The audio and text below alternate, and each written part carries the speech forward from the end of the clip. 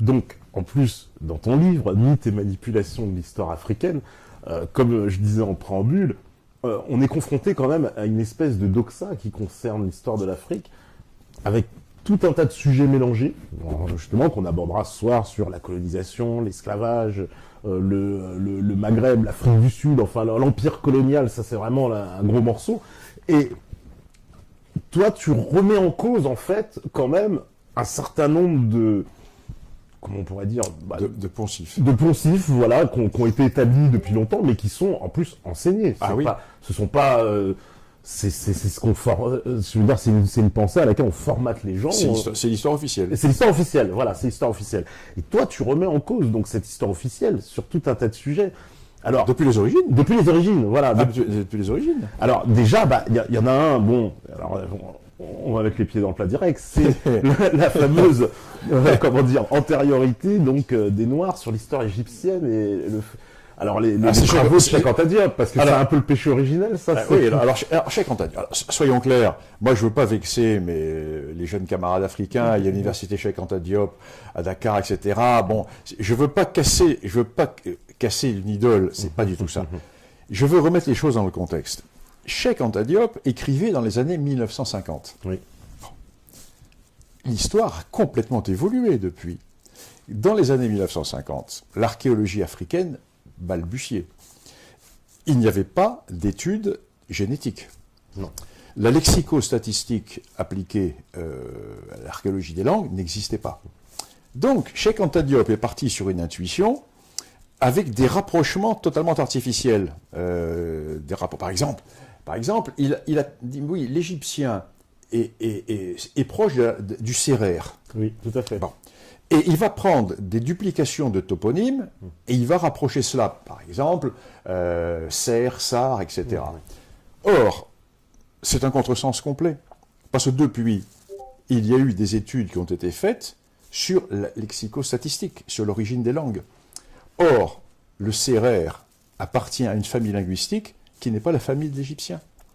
L'égyptien ancien est une langue aphrasienne, ce qu'on appelait une langue afro-asiatique avant. Non, on parle d'aphrasien. Le sérère est une langue nigéro-kordofanienne. Donc ça n'a rien à voir. C'est comme si tu veux comparer une poule et un canard. Ça n'a rien à voir. Deuxième élément, à l'époque de Cheikh Anta Diop, il n'y avait pas d'études génétiques.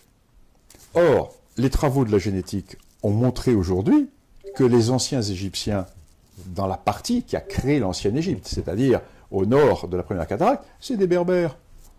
Ce sont des Berbères. Ils n'ont rien à voir avec les populations nubiennes. On a par les études génétiques, on sait très bien quelles sont les populations. Donc, si tu veux, le problème de Cheikh Anta Diop, c'est pas un problème. C'est qu'il écrivait à une époque où il est bien évident que les éléments scientifiques qui sont à disposition maintenant, qui permettent de dire que, bon, Cheikh Anta Diop s'est trompé. C'est exactement comme si on écrivait aujourd'hui l'histoire de France en se basant sur ce que l'on disait au XVIIIe siècle, en disant que la France était créée par des fugitifs troyens. Après la victoire des Grecs, les Troyens fugitifs se sont réfugiés et ont donné naissance à la lignée qui va donner naissance à la France. C'est ce qu'on croyait au XVIIIe siècle. Bon, c'est à peu près la même chose. C'est exactement la même chose. On sait maintenant par l'histoire, etc., que c'est pas le cas. Alors, donc, Cheikh Anta Diop, si tu veux, représente pour moi une butte témoin de la pensée philosophico-historique africaine des années 50, mais qui est complètement obsolète. Dernier élément de Cheikh Anta Diop, on dit les Égyptiens étaient noirs. Alors, je t'ai expliqué par la génétique que ce n'est pas le cas. Et si tu veux, on a quand même l'étude des momies. On a des milliers de momies. Nous avons les représentations. Les Égyptiens se représentaient. Et moi, dans mon livre, je publie. Quand les Égyptiens représentaient les Berbères, ils les représentaient avec des traits particuliers. Quand les Phéniciens, avec des traits sémitiques. Quand ils représentaient les Noirs, ils représentaient les Noirs. Et eux, ils se représentaient d'une manière différente. Donc, si tu veux, on a des tas d'éléments qui font que... Alors, dernier élément de Cheikh Anta Diop. Cheikh Anta Diop, et c'est là, si tu veux, où tout est mélangé. Cheikh Anta Diop dit, oui, mais de toute façon, il y a eu des pharaons noirs. Bien sûr, bien sûr. Mais attendez, remettons les choses dans l'ordre. Grosso modo, allez, à la louche, l'Égypte démarre, grosso modo, 3500 ans avant Jésus-Christ. On est d'accord. Pendant quasiment 3000 ans, nous avons les pharaons qui se succèdent, les dynasties, etc., peu importe. Et en 702-704 avant Jésus-Christ, pendant un siècle, effectivement, il y a une invasion nubienne qui se fait avec ce que vont appeler les pharaons noirs, qui vont ensuite être... Donc, c'est comme si on te disait, dans 2000 ans, mais les Ulkapé étaient noirs, ou étaient musulmans. Parce que, regardez, dans les années 2000 et quelques, dans la banlieue parisienne, il y a des noirs et il y a des musulmans.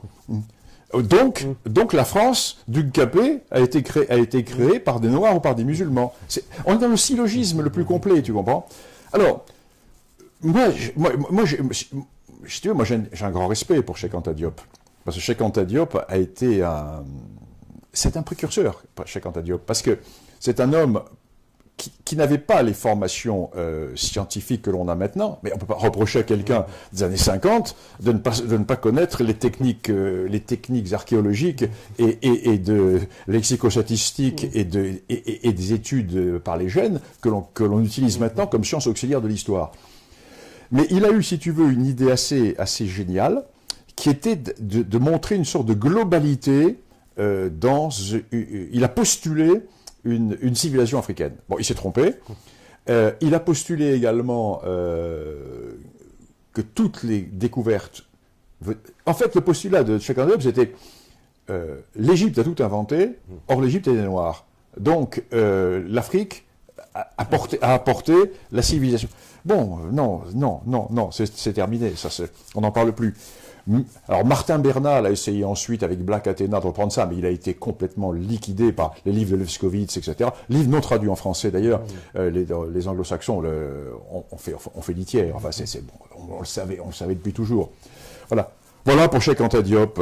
Mais si tu veux, ce qui me frappe, c'est de voir que chez les jeunes Africains, encore, au lieu de mettre en avant ce côté pionnier et ce côté novateur de Cheikh Anta Diop, qui aujourd'hui, historiquement, est complètement obsolète, au lieu de mettre ce côté, on continue à mettre en avant les postulats scientifiques de Cheikh Anta Diop. Et là, on rend un mauvais service à l'Afrique. On rend un très mauvais service à l'Afrique, parce que tout le monde sait que c'est faux. Alors, les gens qui ont des complexes, les blancs qui ont des complexes, qui marchent les pieds en dedans et qui n'osent pas dire les choses en face, pour pas déplaire, font comme si... Donc il y a deux histoires qui se créent. Il y a une fausse histoire que se racontent les Africains. Tu sais, comme disait Mohamed Harbi, l'Algérien, il parlait de l'Algérie, mais on peut le dire pour l'Afrique, l'histoire est l'enfer et le paradis des Africains. C'est à la fois l'enfer et le paradis. L'enfer, quand scientifiquement ils voient qu'on leur raconte des bêtises, et le paradis, quand pour échapper à ces bêtises, ils s'inventent une fausse histoire. Tu vois ce que je veux dire? Oui, tout à fait. Ça, c'est fondamental. Et ça, c'est pour un scientifique comme moi, et surtout pour un amoureux de l'Afrique comme moi, alors que l'Afrique n'a pas besoin de s'inventer une fausse histoire. Elle a son histoire. Nom de Dieu, l'Afrique, les Afriques ont leur histoire. Par exemple, les plus anciennes traces de domestication de bovins et les plus anciennes traces de poterie, c'est le Sahara, c'est les Berbères. Bon, c'est pas beau pour l'histoire, c'est quand même extraordinaire. Et puis, tous ces grands royaumes qui vont apparaître le long du Niger, tous ces royaumes qui vont apparaître dans le Haut-Nil, etc. Tu vois, quand tu écris une fausse histoire, ou quand tu mets en avant une fausse histoire, la mauvaise monnaie chasse la bonne. Et du coup, on va laisser de côté les véritables composantes de la véritable histoire africaine. Au profit de mensonges, comme tu réfutes... Je dirais pas c'est un mensonge. C'est pas un mensonge. Pas un mensonge. Non. C'est une erreur historique liée à une période de l'historiographie. Si tu veux, dans l'archéologie européenne, il y a encore 10 ans, en disant que Néandertal, c'était quasiment un vrai singe. présenté comme un monstre, etc. Maintenant, par la génétique, on sait que nous, Européens, nous avons du néandertalien. Et on se rend compte que Néandertal était un homme qui était vachement évolué, etc. Mais l'histoire évolue. L'histoire, c'est ni un catéchisme, ni le Coran. Ou alors, c'est plus de l'histoire. L'historien, c'est quelqu'un qui doit en permanence adapter ses convictions ou ses conclusions à la réalité historique. Ou alors, c'est pas un historien. Donc il y a une forme de révisionnisme permanent en histoire obligatoire. Critique. La critique. Oui. Mais un historien qui n'est pas critique ou qui ne révise pas ses positions n'est pas un historien. Mais aujourd'hui, Cheikh Anta Diop, vivant, avec les techniques modernes de l'histoire africaine, je dis la linguistique, la génétique, etc., n'aurait peut-être pas les mêmes conclusions. C'est ça. Alors, c'est dommage de coller Cheikh Anta Diop à une histoire qui est obsolète. Et c'est pas sa faute. Parce qu'en plus, pareil, le lien aussi, tu réfutes le lien à la Grèce, fille de l'Égypte. C'est la même chose. Ouais. Alors là, parce que c'est une incidence, parce que ça veut dire. Alors là, c'est plus Cheikh Anta Diop, c'est Martin Bernal. C'est Martin Bernal. Alors, erreur fondamentale. Alors Martin Bernal n'est pas un historien. Pas un historien.